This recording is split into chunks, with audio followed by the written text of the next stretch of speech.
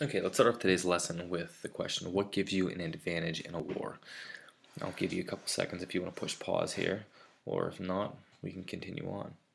Some things you might focus on are things that are numerical, the amount of people you have, the amount of money you have, how much land you have, how many states are on your side versus the other side. Maybe you'll focus on things in general, strength, like how strong is your navy. But some people are going to focus on from the other side, from more of like the emotional perspective. Um, how bad do you want it? Who has a better reason for fighting? Who's in a worse situation? Where's the fighting occurring? Also, you could potentially say who has the best trained soldiers, not just the quantity, but the best quality of soldiers and generals. All those things definitely play into this, and that's what we're going to look at today. You know, who has the advantage in the war? Is it the Union or the Confederacy, especially early on? So our targets. I can identify the key differences between the North and South entering the Civil War, and I can explain which side I feel had the advantage at the beginning of the war. We're going to see that what we were looking at here is going to show up here in today's lesson. I know you're wondering what the heck that stuff is. Don't worry, it'll make sense. Okay, now, quick recap here. Slavery divided the nation as well as states' rights issues in secession. But Lincoln is elected in 1860. The southern states secede from the Union almost immediately. They form the Confederate States of America even before Abraham Lincoln takes office as president. And then war begins at Fort Sumter. So that's where we're at overall. Let's talk about some differences, and I want you to be thinking as we go through this, who has the advantage with the differences that we're addressing. First off, in terms of the government, both of them are democracy. The difference that really the biggest difference is that in the northern, the Union, let's call it, the federal government was stronger than the state governments. That's something we talked about a little bit throughout this year whenever we were looking back on government structures and the way the new U.S. Constitution was built, because the Articles of Confederation were not. They worked the opposite way, which is how the South is, being that the states are stronger than the federal government. Think about it. The original government in the United States was called the Articles of Confederation. The South, once they break free and secede, they are called the Confederate States of America. There's definitely something, some connection there. The North, as we know, is led by Abraham Lincoln versus the South, who's led by Jefferson Davis. He was previously a Secretary of War, very, very skilled in war, a lot of background in there. And it makes it seem like the South might have the better leader on their hands, but the reality is that Abraham Lincoln actually does a really, really good job as this war progresses. Okay, and there we go.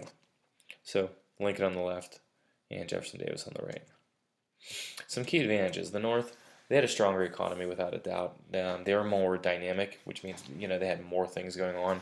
They weren't just focused on cash crop farming as the South is, and we're going to look at here in a few seconds.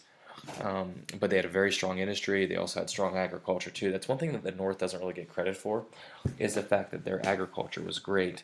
And I've said this many times, but when you look through Pennsylvania, let's say, really much of Pennsylvania still is, or most of Pennsylvania is farmland, and it's farming foods primarily and things along those lines, which actually for wartime is really, really beneficial. Because, I mean, think about if you're the South and you can't trade cotton anymore, is that going to do you much good in a war? Not a whole lot. So something to think about with the North being a nice benefit. They had a large population. That's always very good. They had a great amount of supplies, as we mentioned. They had a dynamic, diverse economy where they could be doing a lot of different things. So they are going to have quite a bit of supplies. And they have better transportation. In terms of railroad systems, canals, the North is much better than the South. And that's going to help them for transporting people, goods, all kinds of different things. The South, on the other hand, they had the motivation to fight. I mean, envision being a Southerner, your way of life is under attack. Yikes. They also had very strong military leaders, people like Robert E. Lee. And the reality is that most of these military leaders are from the South. A lot of them are from Virginia.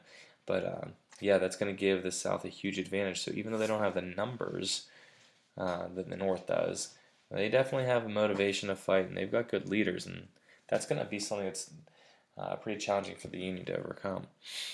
And it's also going to be easier for them to win because they're not trying to actually decisively win the war. In other words, like crush the Union. All they have to do is make it last long enough that the Union's going to drop out. versus the Union, they have to forcibly make the Confederacy rejoin the Union. How do you do that? Well, it's not going to be easy, and that's what we're going to look at here in this unit. When you look at a comparison, I thought this is a good map or a good graph chart. But anyways, I might suggest pushing pause here in a couple seconds, but I want you to really analyze it and think about what it's telling you here. So who has the advantage in all of these categories almost? So push pause, look at it. Who has the advantage? Now, in most everything, you're going to see that it's the Union. They have, let's start from the bottom, more in terms of money, in terms of manufacturing, more workers, more industrial plants and factories, more railway mileage. They have a higher value of their farmland. The only thing they don't have is as much farm acreage as the South, but nonetheless, they still have quite a bit. And then their population in the North is larger than the South. So overall, that's one good thing. Now, the one thing that I pointed out was that the South had the best military leaders. When we look at this overall, we're going to see that Abraham Lincoln cannot find a good leader. It takes him quite a while.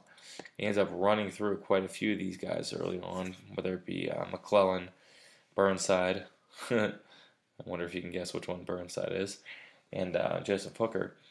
But later on, he will find some success with George Meade, Ulysses S. Grant, and William Sherman.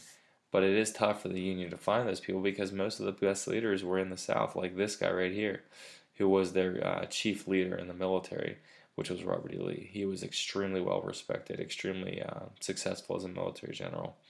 But nonetheless, that's going to be one of the big differences we have. In terms of the battle and the strategy, the Union is just trying to force the Confederate States back into the Union. They wanted to blockade so they could damage their economy. It's something known as the Anaconda Plan. If you envision an anaconda snake and what it does when it kills its prey, it basically wraps itself around it and then squeezes it to death. And that's kind of what the North is trying to do in this war. They're going to actually blockade all of the coast in the South so they can't trade it all, and basically just try to make it so they run out of supplies, like what a snake does, right? They take away your air supply by squeezing you so much. That's what the North is trying to do here. On top of that, they wanted to capture Richmond to disband the government, and that's not going to be a big point in this war. The South, their goal is just to defend themselves, let the Union attack, and just try to make it as least bad as possible. The other thing the South wanted to do was make the war unpopular in the North, because they figured if they could do that, the North would drop out of the war. And another thing they wanted to do was gain help from Europe, and they thought they could, but then it doesn't go as well for them as they were actually planning. So there's our blockade as a part of the Anaconda Plan. So protesting, because we want to make sure we do have the people on our side. So timeline of events. Lincoln's elected in November of 1860. There we go. The Southern states secede December 1860 to June 1861. So they basically are taking down their flags and heading on out. Fort Sumter was April 1861, so there we have some deaths. And then shortly thereafter, on July 21st, 1861, Union and Confederate troops met on the field of battle, which is known as the Battle of Bull Run, which leads us to two assignments that you have to work on here. No, not that type of Bull Run. But here are the two assignments, and I'll get through this last part here. At Bull Run, you're going to see there are untrained troops on both sides, and spectators actually show up to watch the battle as if it's like a sporting event or something. A general gained a famous nickname, hence that random picture that you didn't understand before. One side retreats in defeat, and the other one, well, they do a little bit better. So, what I want you to do is to do a little bit of research on Bull Run. The other assignment you have to do before that, or after that, doesn't really matter to me, is you have a blog post that I want you to fill in on blended schools in this same folder. It asks you to pick a side in terms of advantages. So pick a side, and then you can put that down. If you want to use, and then after that, we can go and we can do the research on Bull Run. If you want to use the textbook, you're more than welcome to use that. You can also use the internet for finding Bull Run. Just make sure you have credible sources, and you can show your sources whenever you fill out your blog entry. Okay, that is that. If you have any questions, you can email me or email me or let me know. Okay, all right. Have a good day. Good luck.